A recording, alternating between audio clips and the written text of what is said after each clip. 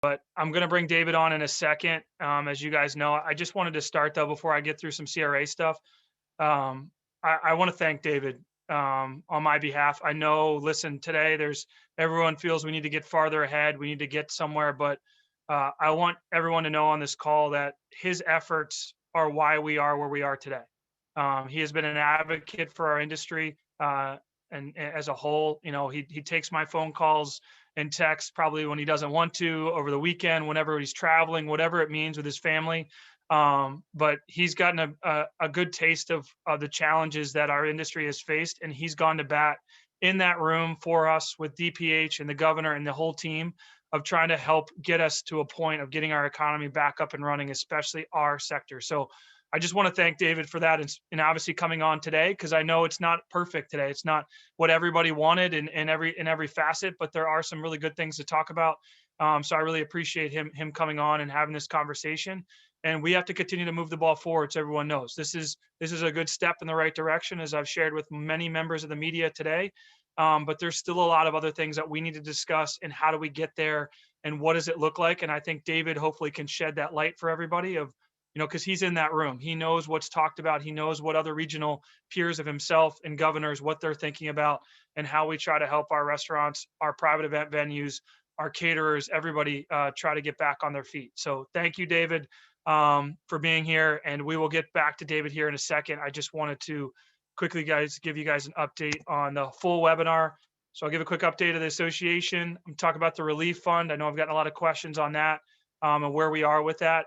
Obviously, then we'll turn it over to David for a little bit. And then I still have some on the back end, national update, federal financial update, and then some Connecticut legislation bills that I believe probably Nicole will be on as well, that she could chime in to kind of give you guys a lay of the land of where we are on legislative bills we're trying to pass during this session.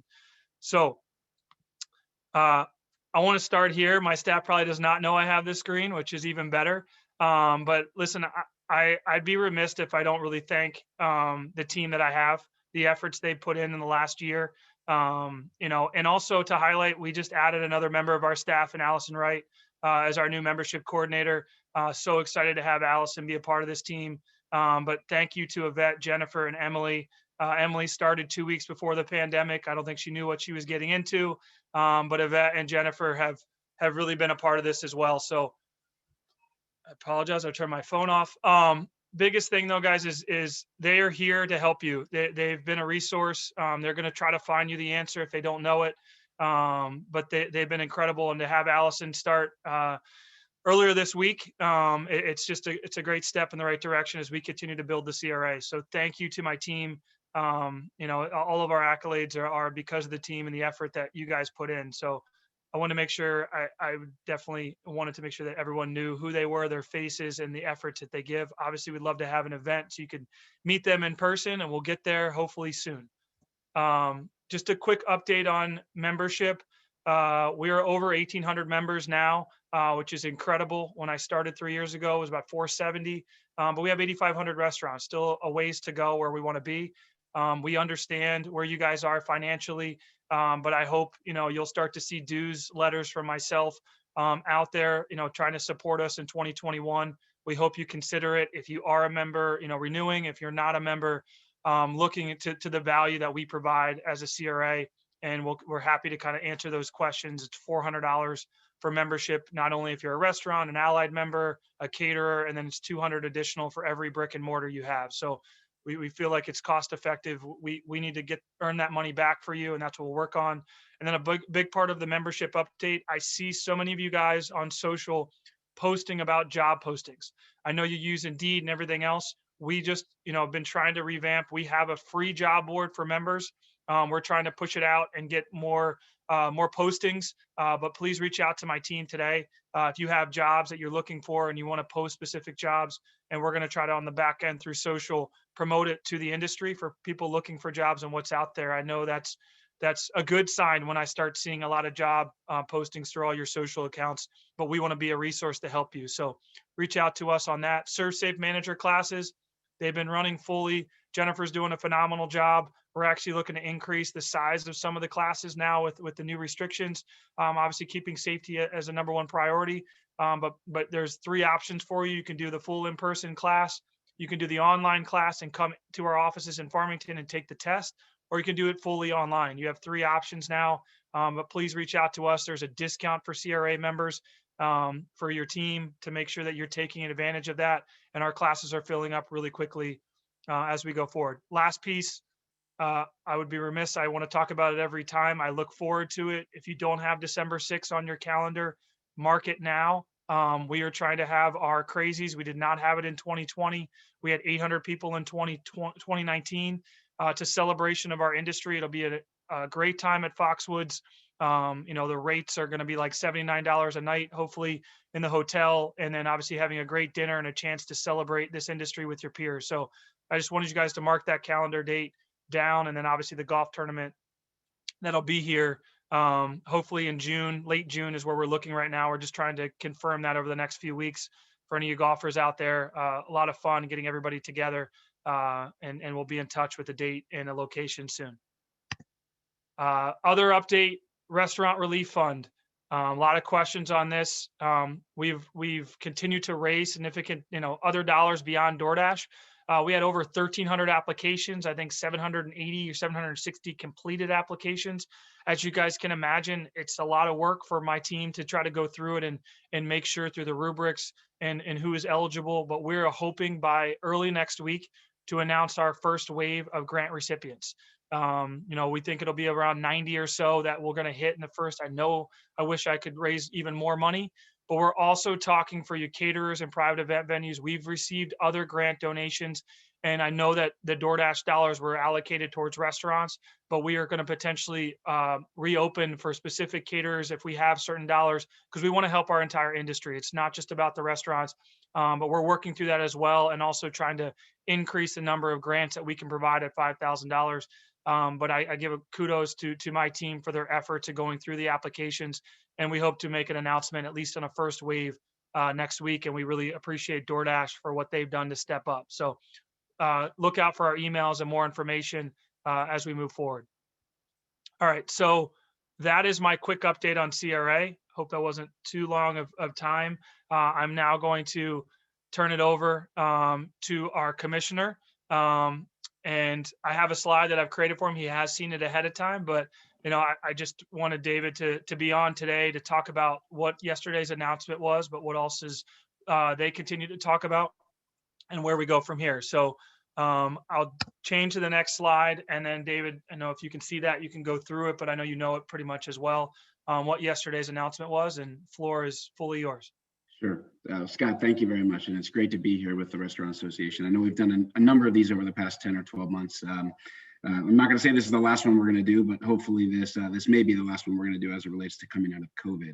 But what I wanted to do is, provide at first, before we go through the details here, I wanted to provide a bit of the framework. Scott mentioned the room and how these decisions are made. And I just want to make sure this group's aware, the governor, his team, his advisors, we have a discussion really every week about COVID protocols, safety protocols, tighten, loosen.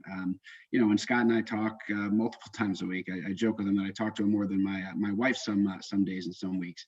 But I just want to make sure this group's aware that there is a regular dialogue about COVID safeguards and the importance of balancing them, right? I mean, I think from a public health perspective, there's always a discussion about what's the benefit of waiting another 2 weeks, 4 weeks, 6 weeks.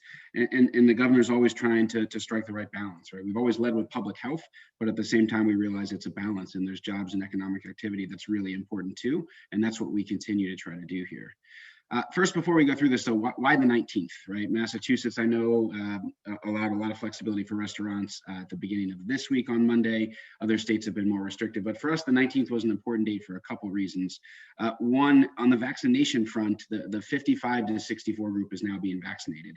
And why that matters is over 90, I think it's 95% actually of the deaths in Connecticut from COVID have been 55 and up. I mean, the vast majority of them have been 65 and up, but age is a significant determinant in terms of risk of mortality. And we're vaccinating roughly 125,000 plus or minus people per week. So call it 4% of the state's population. And in the group of the 55 to 64-year-olds, that is roughly 500,000 people. Now, not all of them will get vaccinated. It seems like at 70 or 75%, you get to, there's marginal returns, diminishing returns start to happen. But we think over the next 3 weeks, including this week, that you're going to see that group be vaccinated. So almost 20% of that group has actually gotten their first shot. But we think by that March 19th Friday or the week thereafter, you will have a significant majority of not just the 55 to 64-year-old group, but 65 and older. So for those that don't track it on a regular basis, Connecticut, 20% of the population has now gotten at least one dose. The state's administered over 1 million doses of vaccine. 75% of those 75 and older have gotten at least one dose. And I think the number is 60% of those 65 to 74 have gotten a dose. And that's really important in terms of how we think about this, because obviously we want to significantly reduce and eliminate deaths and hospitalizations and acute illness.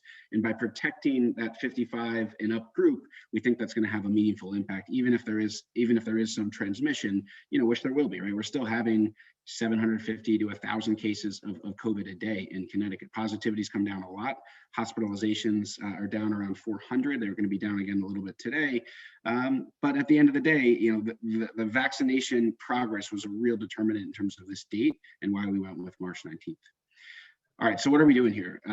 Capacity restrictions for restaurants and many, many other businesses, retail, offices, museums, gyms, libraries, really everything save for the larger events and seated indoor theaters.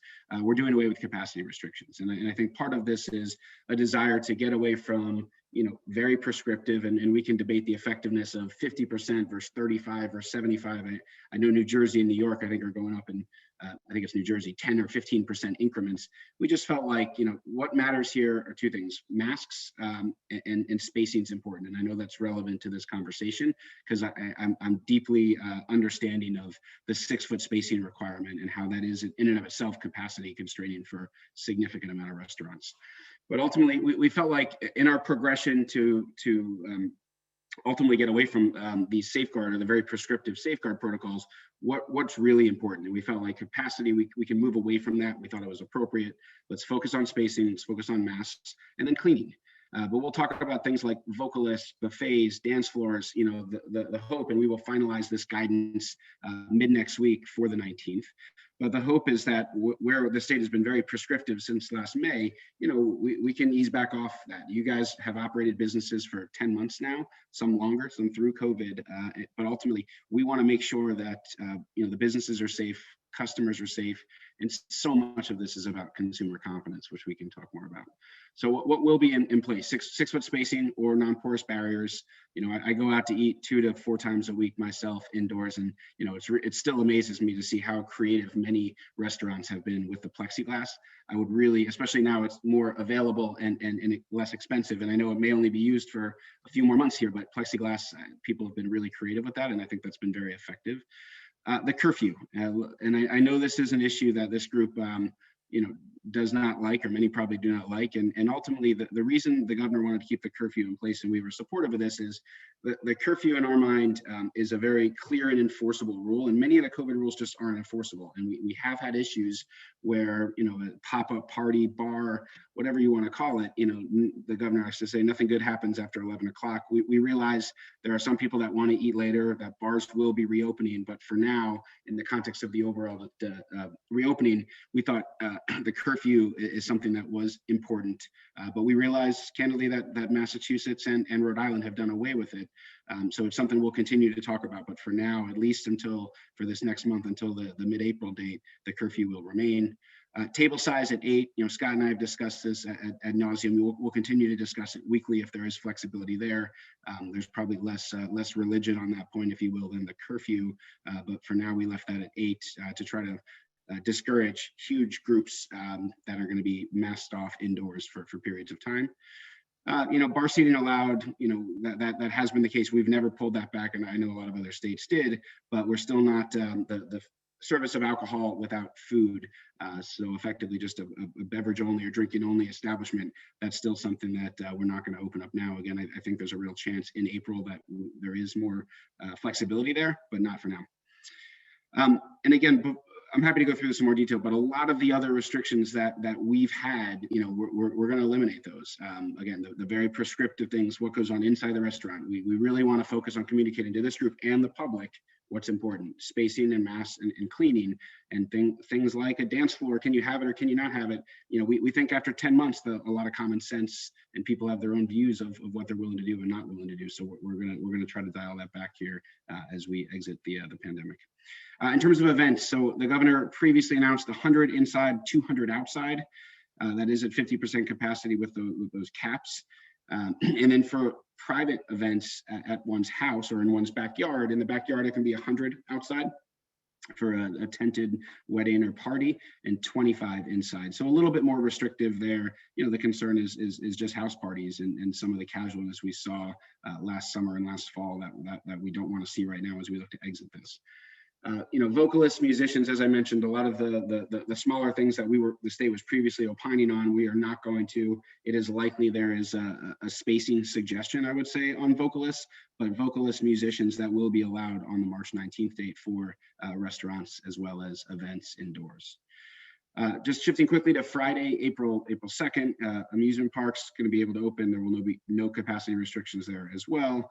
And then some of the larger event venues. So, Rentschler Field is thinking about a number of events as you go into the spring and the summer.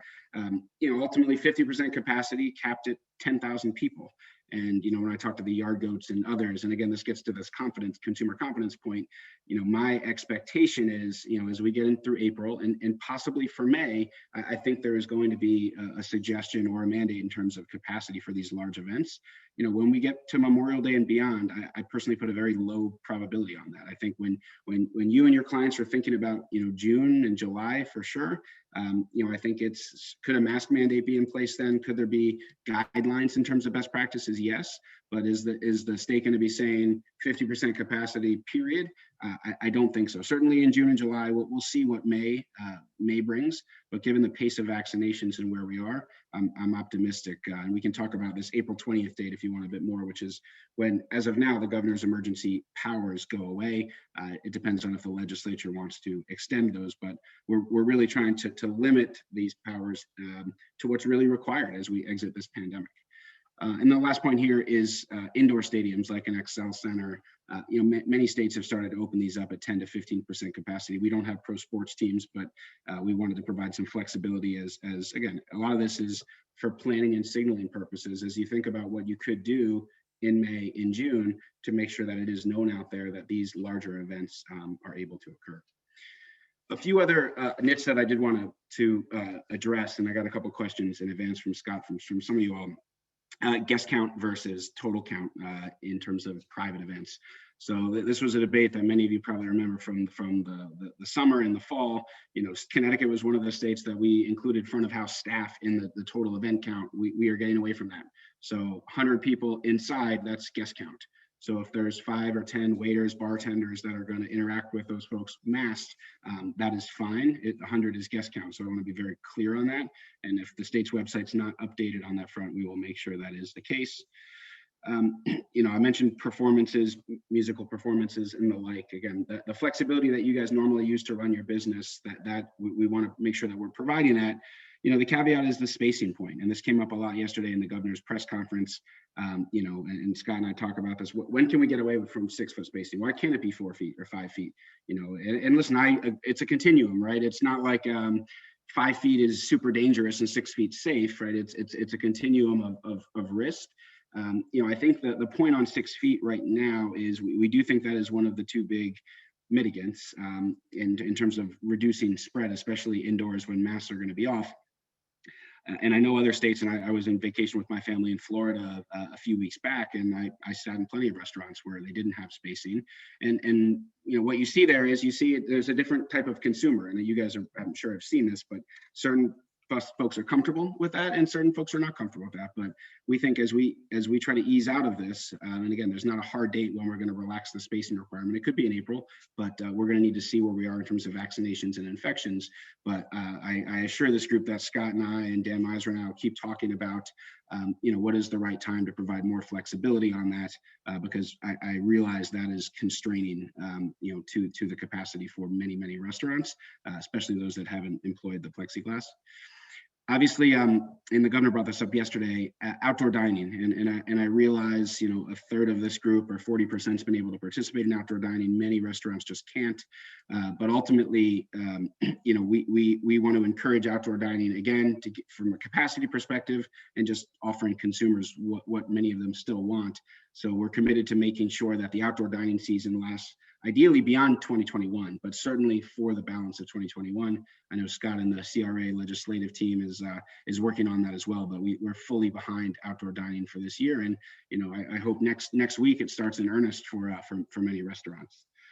I guess the last 2 points for me, one is this April 20th date. And we get a lot of questions, if I'm thinking about a prom in May, or I'm thinking about an event in May, right now there's not the governor's powers, and before then, so I can't say for certain that there's going to be restrictions or no restrictions. Typically, the extension of the emergency powers, that decision's been made, 1 to 3 weeks in advance. So that's probably a discussion we'll start to have around April 1st or early April. And the governor's view is, unless we absolutely need to extend some of these measures, and we can't do it through legislation, then we'll do what we need to. But if we don't, then the goal is to dial these back, and that's really what we're trying to signal yesterday. And so much, and this is my last point, so much of this is about confidence. And I got a lot of feedback. Oh, well, I'm basically at 50% capacity, even though you took it away, I'm still at the same level. To me, a lot of this is around confidence, signaling to the public that we are relaxing some of these restrictions. The virus transmission is lower. Hospitalizations are lower. Obviously, vaccines are going up fast. Connecticut's still a top 5 state in terms of vaccinations per capita.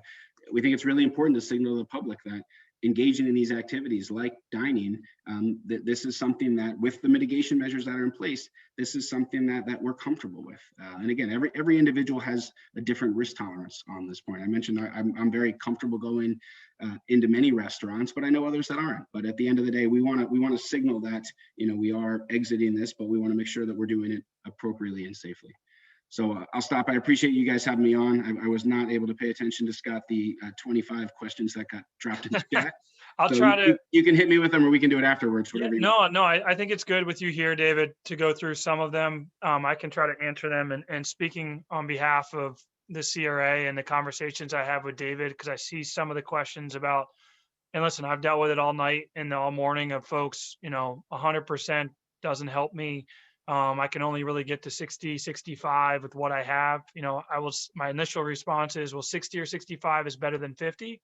But the other side of this, guys, is like, this isn't a Connecticut only, we're not in a bubble of 6-foot spacing. The country, actually the world, they do 3 meters in Europe, is still trying to juggle this 6-foot spacing, and how do you eliminate it, and where we go with vaccines. I think Colorado was the first state I saw that they're potentially looking at 3 foot in a month or so, which, we have to continue those conversations. I think this is a great step in the right direction of building consumer confidence. I would say to you, if you don't know, and I'll give them a great plug because they've done a great job, Steve Walsh at Wingsight. I think Yvette can probably put up their link right now. Discount for CRA members. They've done, to get you plexi at your bar, get you plexi in between your booths. A great company that's local. It's a statewide company. I get it. Making an investment, maybe for only a few months, but if you're at a level right now on a Saturday and Sunday where you want to get more capacity, unfortunately, these are the challenges you're faced with. And I welcome, any resources that we can provide to help you with that and making the right decisions for you. It's not perfect, but understand that it's not the governor saying, well, 6 foot, that's just Connecticut. Like that is where we are dealing with it when I deal with my peers around the country, what it looks like when we get to, 55 and over at 75+% vaccinations. What does that look like? Can we limit that? But I wanted to make sure I also spoke from where I said is why this isn't just a Connecticut piece. This is something I deal with across the country and where we go from here. But this is a right move. I think the curfew, like David mentioned, and the table size, these are still conversations I'd love to see over the next few weeks. If we can fully lift them or start to get us even, move in the right direction, increase the table size, maybe push back the curfew like we went from 10 to 11. I'll continue those conversations with him. And one of the questions, David, that I know a lot of our caterers have, and we juggled this, but you want to kind of bring this, maybe we could try to continue to talk about it is, you know, residential homes having a private event that's done by a caterer though, in a backyard, why can't they do 200 for a wedding? Because that's what happens, especially in a lot of places in Litchfield and Fairfield County. Yep. Why, and how do we get there? Because they definitely have some dates in May and June that have some larger scale, at least outdoor events. Is kind of one of the questions I see on here that we're trying to get some, maybe you can help answer it. Yeah, no, listen, we discussed it, and we discussed, should we mirror the private events at commercial venues? But I think the concern was, house parties or variants thereof. And again, the preferences for stuff that is enforceable, where we're taking what we think is kind of risk around the virus and viral transmission. My hope is, so that the signaling of 100 was, that is, a message in terms of, we think in March that is certainly safe and appropriate, but could that be 200 in mid-April or May 1st? I think that's really possible. And I see these questions from Sharon and others on roadmap, and I'm happy to talk about it. We're going to keep looking at this every week, and I'm not sure when the next announcement's going to be. We're going to want to see the impact of the 19th date, but I think there's going to be a lot of discussion going up till April 1st to understand, is vaccination still continuing apace, or hospitalization still plateauing or lower, and is transmission down, right? There's not the issue, and the governor's been very focused on hospitalization since December, when we really left dining open as other states decided to shut it down or limit capacity. The concern, and hospitalizations is still the most important variable, but there's a lot of discussion around these variants, right? How fast they're transmitting, and you just don't know. But the other thing is there going to be a variant that can transmit fast that is, where the vaccine's just not effective? And that is the real concern that we're trying to monitor, why it's not just hospitalizations, but we will, again, April 1st is my guess when we're going to keep talking about, when can we message more what's going to happen in May? Because this big question about the roadmap is, and I'd love to tell you guys definitively, here's the roadmap. April 20th, it's going to be up to 300. And then, May 20th, there's going to be no restrictions. We just don't know. And there is some uncertainty. If I were to handicap it again, though, for this group, I think there is a possibility of restrictions continuing beyond April 20th, again, depending where we are from a metrics perspective. But if there doesn't need to be, then we're not going to impose stuff that we don't think is really important. But when you get beyond to Memorial Day and beyond, to that June date in July, I think I put a very low probability on restrictions on capacities that are going to be put in place, because I think at that point in time, you will have significant vaccinations. We know that this virus doesn't transmit as much in the summer. We saw that last year. So a combination of those two things, with folks most at risk being protective, I think, again, Memorial Day and beyond, I think it's very likely that there will not be restrictions from the government. Just to reiterate and make sure I'm clear, because I'll ask the question. So based on the bullet we put on here, vocalists singing, it'll be recommended that you have, either plexi or distancing, but they will be allowed in restaurants as well as at private event weddings or such. So a band singing on March 19th, correct? That's correct. Yeah, we need to. I need to finalize with the public health guys what the spacing is going to be, but it very clearly is going to be allowed, and we're going to try to be as flexible as we can. But March 19th, indoor musicians, vocalists is allowed.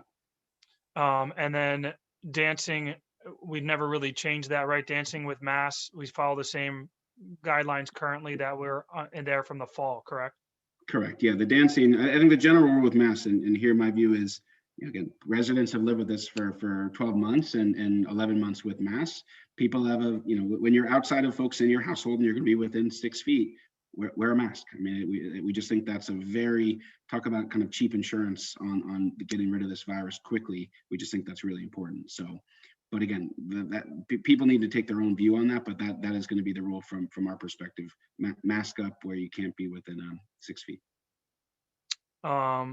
Just looking at other questions on here, there's something that local health department is saying is a special exemption for 300 outdoors for schools. Have you heard that or no? Okay. No, there's no. So listen, we've been on these rules. So technically municipalities, right? This gets to what's a social and recreational gathering. So, municipalities and school systems, those are typically not social and recreational gatherings. So they don't get trapped into this. But we've really made no exceptions to the rules, trying to be very, very clear for social gatherings. I'm just trying to go through. I mean, I think that looking at, can we get to 150? Can we get to, larger and where we are with that? I mean, I don't think you really need to answer. I think we've tried to answer that, David. I think the biggest thing, guys, is, you know, as numbers continue to drop, we're going to continue to push, and hopefully that's why we are where we are today. And 2 weeks from today, you can have the event sizes that you have. The only other side I keep getting questions, not so much here, but emails, David, it affects us is just the larger, like some of our private event venues that want to host a trade show, want to host a bridal show or the boat show at the XL Center, or things at the convention center. I know it's at indoor stadiums at 10%, but I know Bob Murdoch is on, but I'm sure you might talk to him separately. But that does affect our industry when hopefully people are traveling. Are you guys looking to do something specific to those categories for that date, or maybe a little bit later? What are you guys thinking? It's really, so the broader, again, this gets to the lead time needed for a convention or a show, when I think, again, there's some chance beyond April 20th that, we're not limiting that. And certainly in June, I think that's unlikely. But what I didn't talk to Bob, but I talked to Mike Freemuth yesterday at CRDA and told him, he's thinking about May or June, if there's a desire for a show or to do a convention, I think there's absolutely capacity and a willingness to do that.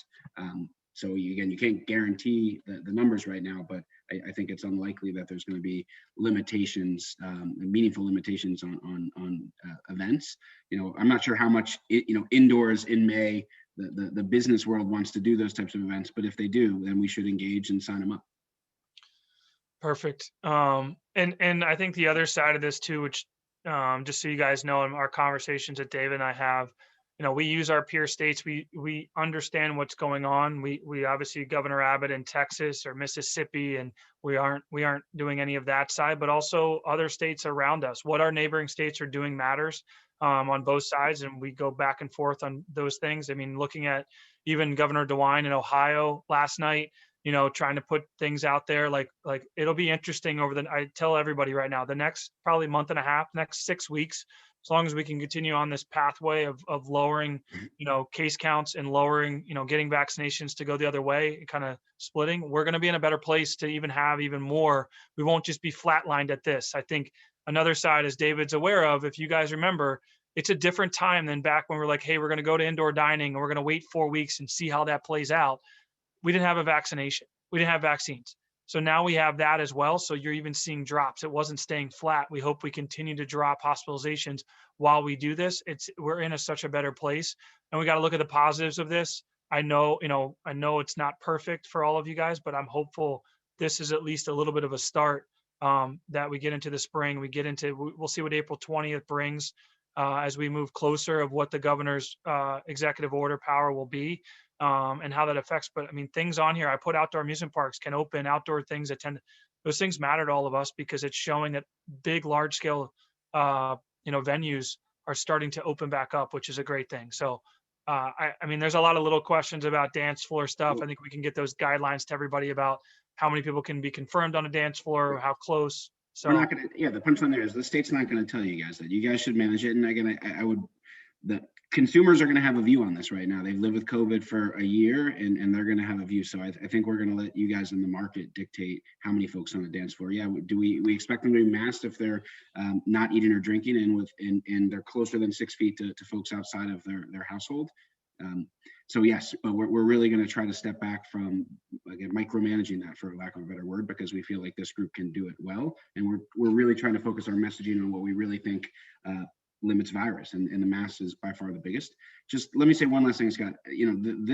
I can't stress this enough, and we're trying to get this message out there, and it's always a balance, because we don't want to signal the all clear, because we're not at the all clear, but at the same time, I have incredibly high conviction that this summer, let's call it Memorial Day to Labor Day, there's going to be a ton of consumer confidence. Obviously, there's another stimulus package that's coming. You're going to have very low, you won't have herd immunity, but you're going to have very low levels of virus. And the most at risk are going to be vaccinated. Everyone will be able to have a vaccine by that point.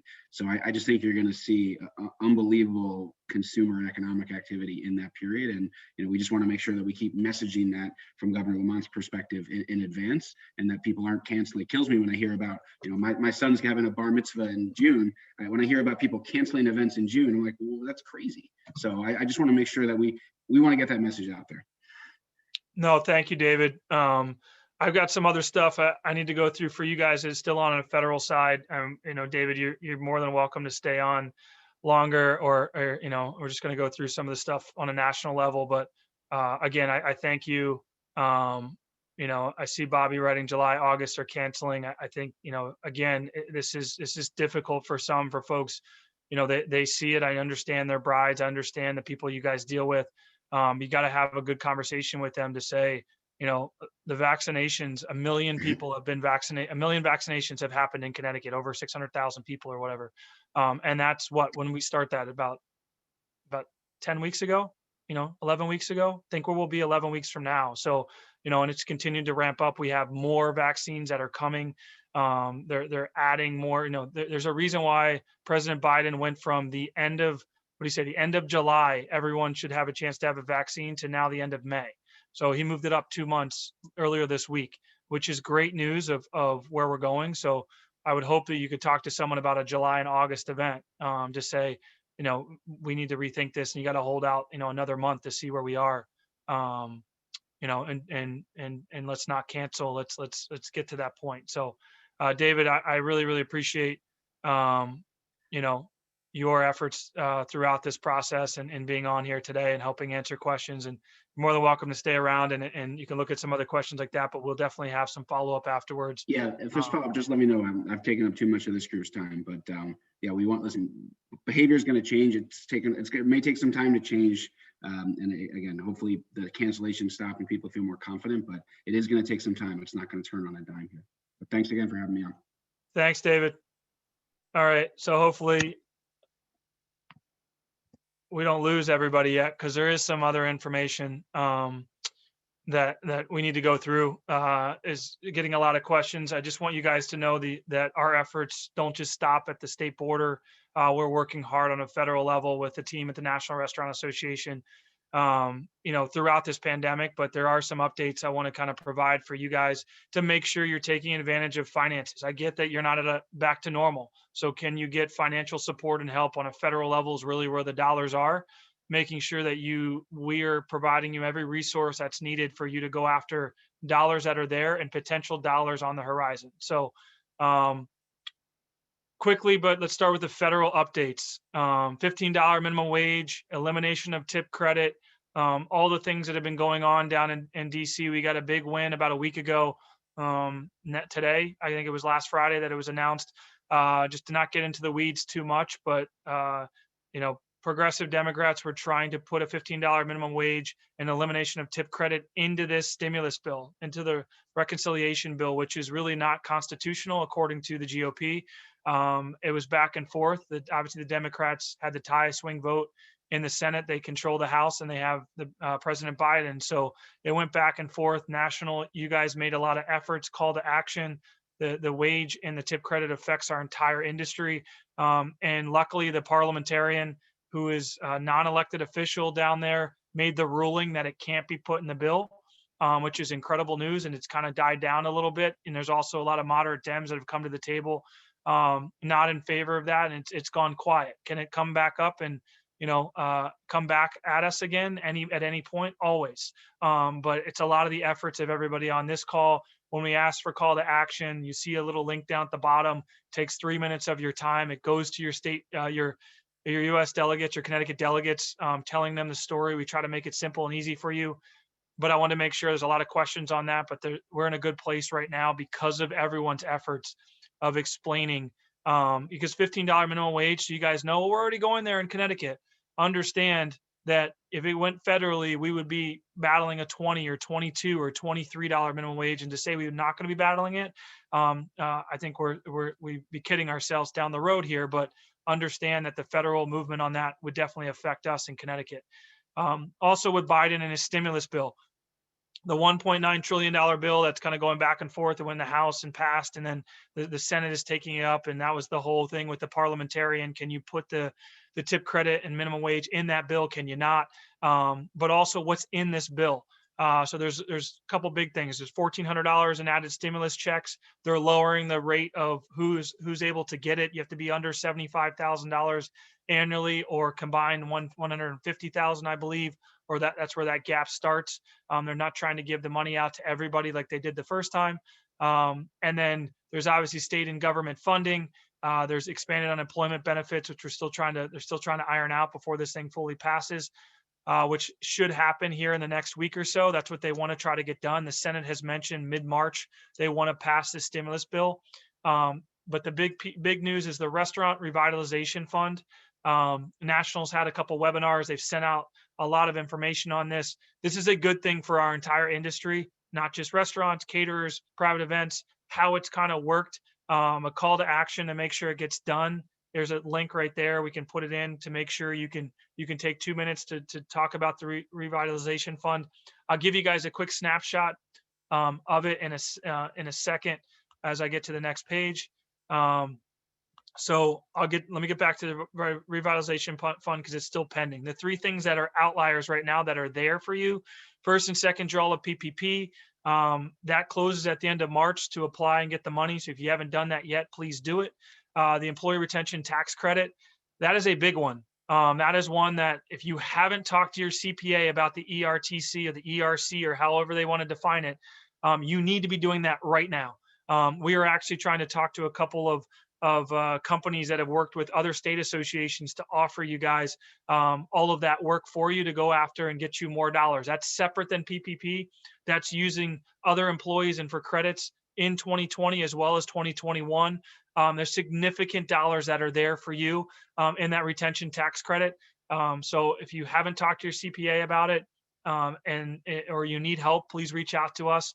We're going to be hopefully putting out more information on that program and making sure everyone is looking into it. It's potential dollars that are out there for you that you need to look at. You need to look towards. So we'll continue to keep you guys updated. The SVO, the Shuttered Venue Operator Grant Program, doesn't really involve a lot of us right now because a lot of you guys don't sell tickets and generate revenue that way. There are some of you on this call that it does. And they're actually, Senator Schumer, as of 2 days ago, is now saying you can actually get a second round of PPP and utilize these funds. That'll be interesting to see if that gets changed. But making sure you guys know the SVO is out there and what changes in that $15 billion. And then the last one is what's pending. The $25 billion would be allocated. Just so you guys know, on the surface, you would be able to get a portion of this money even if you got a PPP. What they're talking about right now is you would go and show your losses from 19 to 20, and then they take what you got in either first or second round or combined PPP, and you would take that out. So let's say you lost 800 grand and you got $400,000 in PPP. They would be potentially able to allocate up to 400,000. There's other metrics in there, but it means you would be eligible even though you've gotten PPP. So it is a very good thing. It's a condensed version of how the 25 billion can be spread out a lot against a lot of businesses because you can't take the full loss. And what that means, it looks like 5 billion of it would go to the smallest of small restaurants / caterers and such. You'd have to be under $500,000 a year in 19 sales in that first 5 billion. And then the 20 billion is for everybody else. So those are kind of the deals that we've seen of how this thing plays out. We want to get it passed. It's additional funding. This is not the Restaurants Act. This is actually in the stimulus bill right now and everything we've seen.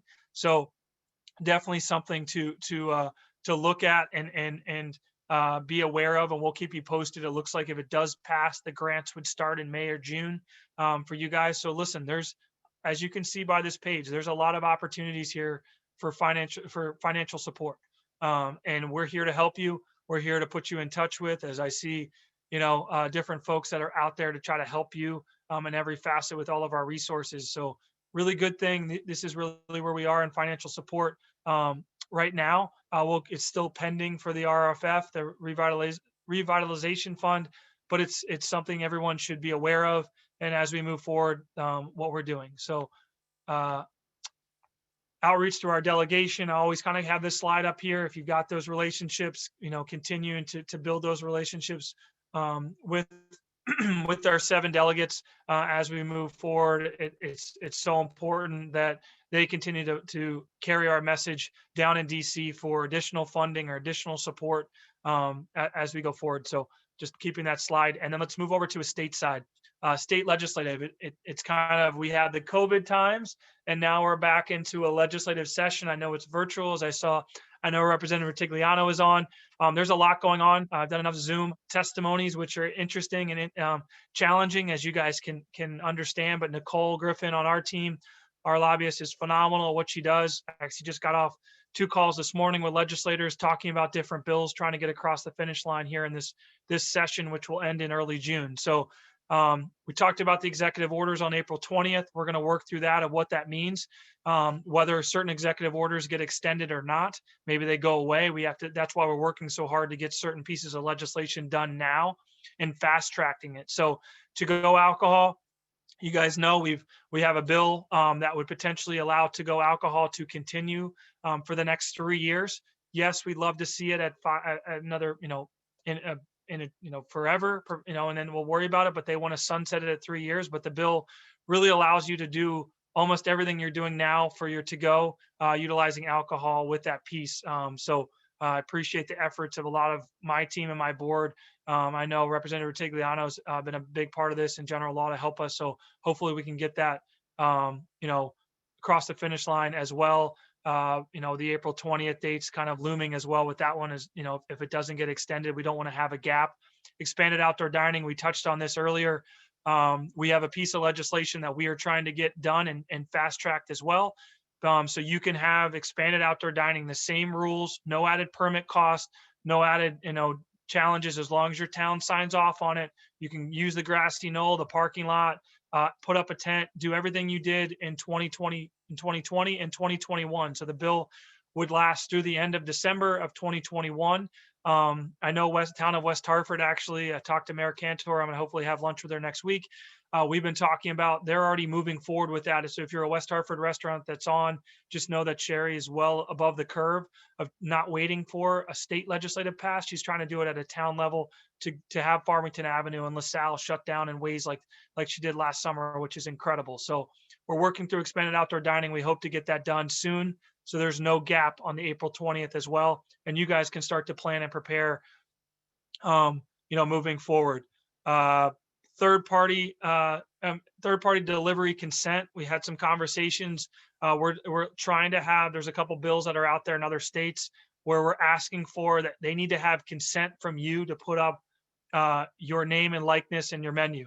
We know that happens a lot where people, DoorDash, Grubhub, or others, as you know, the third parties will just put up your menu. The menu might be wrong, the pricing might be off, and then you're dealing with customers when you didn't have that relationship. So we're trying to have those conversations on consent and trying to make sure we can have the third parties, and they're actually on board as we've talked to them with the language that's in Rhode Island that we're trying to push through. Grants, tax relief, permits, all on the table right now, trying to find different ways to get creative here, to get additional dollars, because we know the state doesn't fully have it, but other ways to help our industry recover fully. We'll continue to talk to that on legislative issues. Those are kind of the big ones we're kind of either pushing or trying to get across the finish line. Other things that I've had to testify on, so you guys know, predictive scheduling. As you guys, it always rears its ugly head of a bill that's been put forth that came through labor that I had to testify on, that they want to make sure that that it's really an awful bill. I haven't seen even the updated writing, but in 2019 they wanted to make every business post their schedule 2 weeks in advance, and if you change the schedule at any point, you were penalized as an employer, even if you didn't take away hours, you just shifted hours. Not allowed on-call scheduling, not allowed opportunities to send people home if it starts to rain outside, or any challenges you might lose, or slow business, or an event gets canceled. All of the things that our industry relies on is flexibility. That's where that bill is. We're going to continue to work to hopefully make sure it does not get passed in 2021 in session. And we'll keep you guys posted on that. Also, I just submitted testimony. Environment Committee is trying to bring back not only styrofoam containers now and plastic straws, but they even talked about eliminating plastic utensils, which, as in my testimony, is just, this is not the time to have, while we want to be open and upfront about being friendly to the environment, we also know that, the cost outweigh, unfortunately, some of these challenges for our businesses.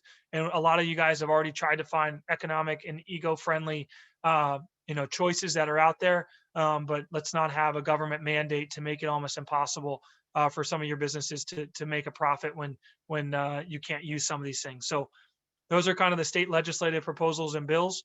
Um, uh, I'm just trying to look back through some of the questions. Jim, I don't disagree. It's a bigger conversation. It's not that we are totally opposed to having conversations about. I know we already talk about it and trying to find great options out there for making things eco-friendly for everybody. But it's it's a holistic discussion that we have to continue to have. So I look at to-go alcohol available for delivery. Yes, you can do that. Those companies, it's the choice of the companies of whether or not Grubhub, Uber Eats, but they can actually deliver the alcohol within the standards and even in this bill. So we've tried to work with them on that.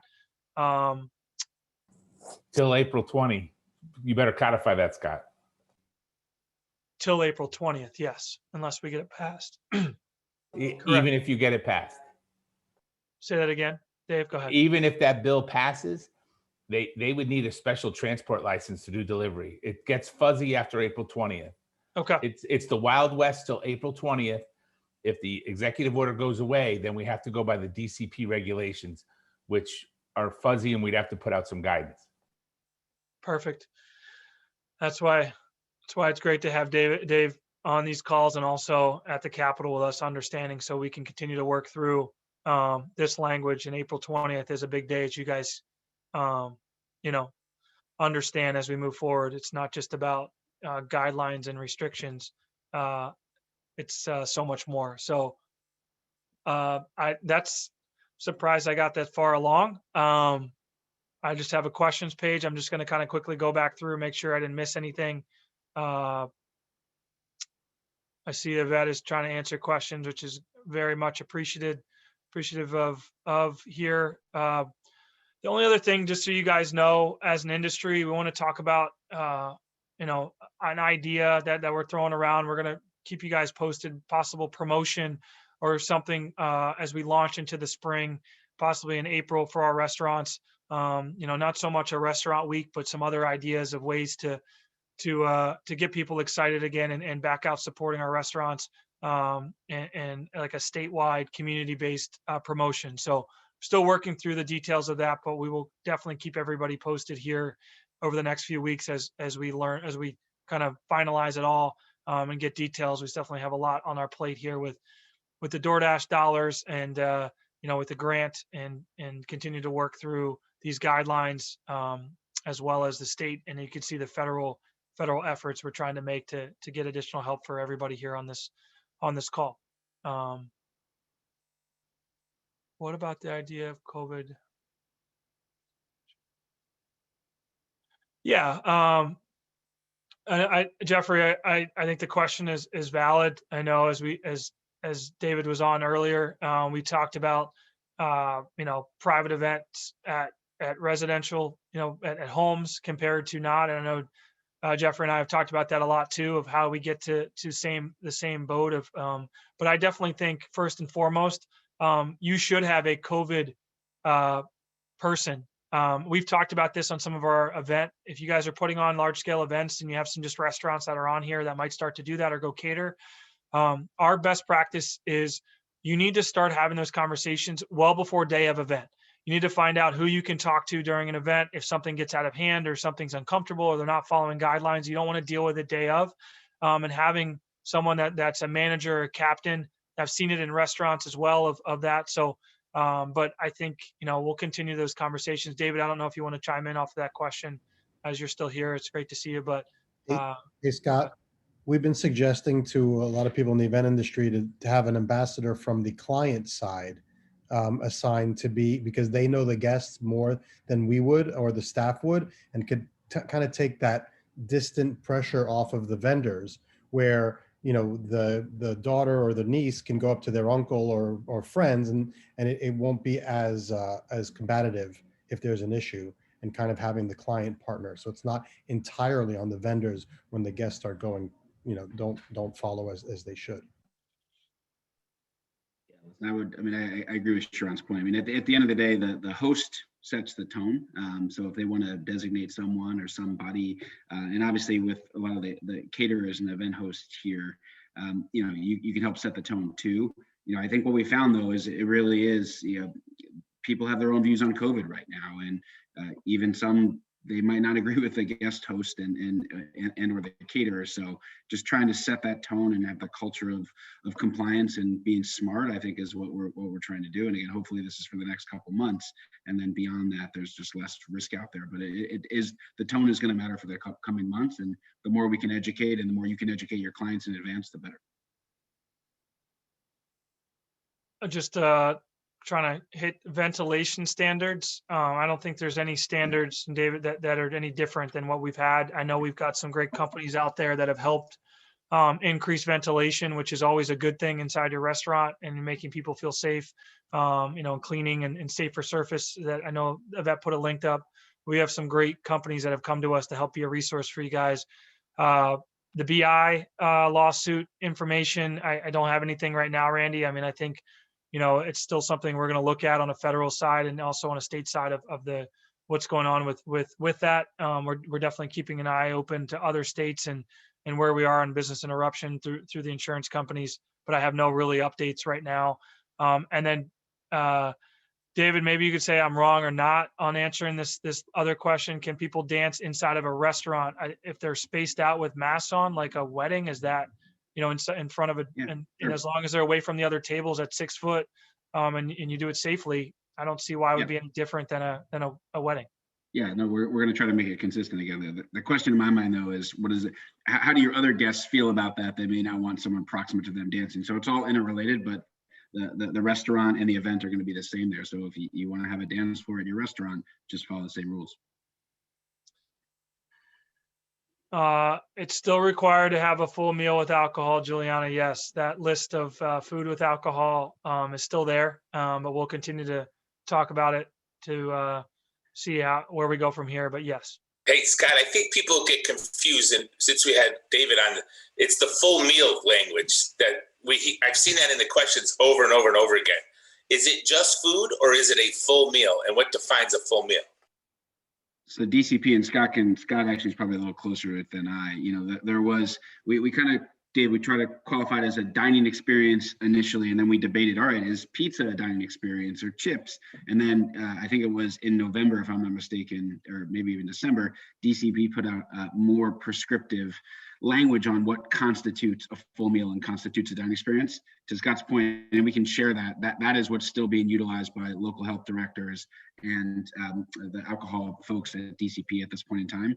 My view is we will take another look at that in April, and I think the next step for that is just opening up the bars as opposed to refining that list more, because that list is, as Scott is smiling about it, is quite prescriptive already.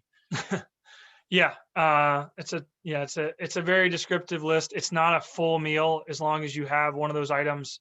You can get it, as I always like to laugh with David, you can get a slice of cake and still have alcohol. So I mean, they went through pretty defined with DCP of what you can and can't have. But it's also using your best judgment. I think that you have to do that with your guests as best as you can, and making sure you are following the standards and make them understand it. But listen, if they're at the table with a tray of nachos in front of them and it's half eaten, they don't need to order new food to get another drink. Like, you guys using the best interest do that, and their food's still in front of them. Like, but they're just trying to eliminate people just coming up and just ordering drinks right now and nothing else, or like having nuts at the side or pretzels. Like, that is not what they want, and we're not there yet. So. Look, Yvette's putting up the guidelines as we speak. Thanks, Yvette. But yes, it's not a full meal. But this gets to this common sense point, and I gave the example. If I'm gonna go eat and I want to have a burger and a beer, I can order a beer and a burger. And then if I want a second beer while I'm finishing, that's totally fine. Like again, the drinking for drinking's sake, the governor's just not there yet. Again, April, I think we will absolutely discussing that, and there may be a change, but right now those rules still are in place. Perfect. Any other questions? I know it's 1:04. Wow, we got this done in almost an hour, which is incredible.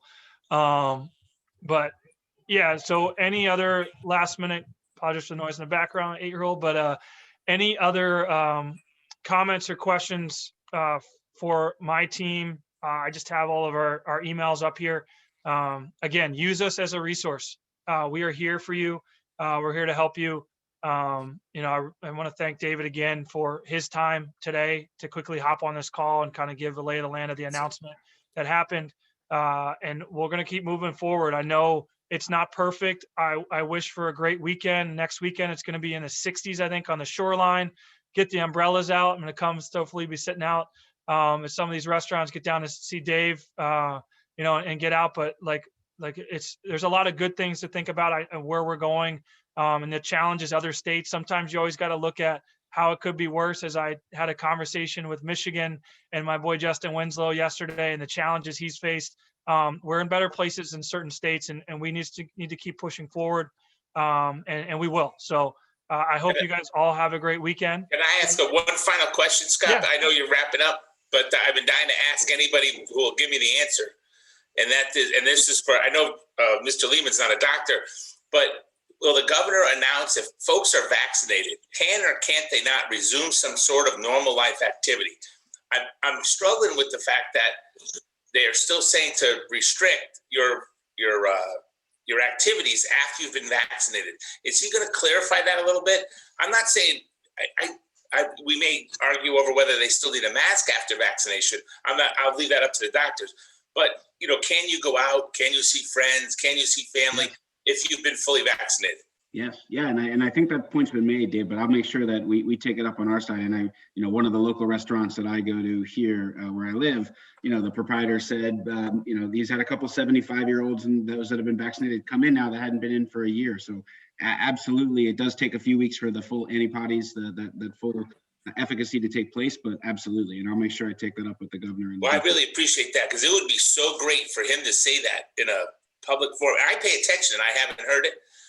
Even though I fully support his new vaccination rules, I thought it was really smart and organized. It would be great if he'd get up there and say that. I would appreciate it. I will take that up with the comms team and DPH for sure. No, it's a great question, Dave. I appreciate you asking it. I think just another one before I hop off, and because David is on, so he can clarify. I think I'm answering this right. Juliana, as you guys start to look to go outside, this was a little bit of a challenge last year about, oh my goodness, my bar is all the way inside, wrapped around, and my servers have to walk to go get you a drink and come all the way back. You are allowed to have service bars. You can't have a walk-up outdoor bar or a walk-up indoor bar. But if you created something that only your servers go to go get a glass of wine or to go get a drink, and someone's making it only for the servers, that is allowed.